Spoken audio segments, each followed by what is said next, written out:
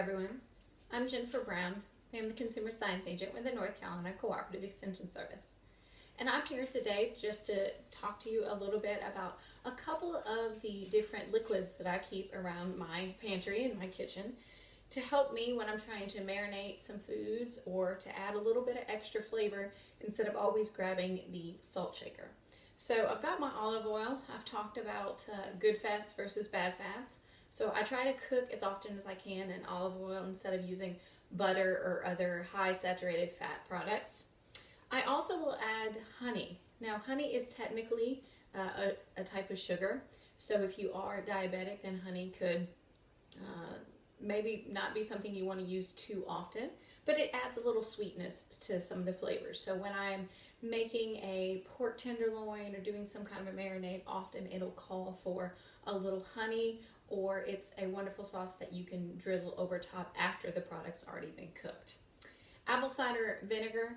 This was something that I used in the black bean salsa that I also had a recipe for, so it just adds a little extra zing to it. I also try to keep oil and vinegar on hand, so if I want to make my own salad dressing, which our medinsteadofmeds.com website has several different recipes of salad dressings that you can make that can be a little bit healthier than the ones that you buy from the store, which are usually high in sodium.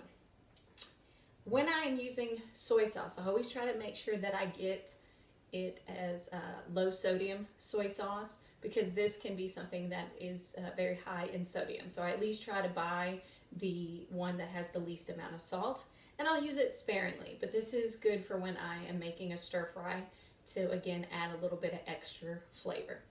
And lemon juice. Lemon juice is always something I keep around my house because this is one of the ways that I can get my kids to drink water is they just want to put a lemon in it.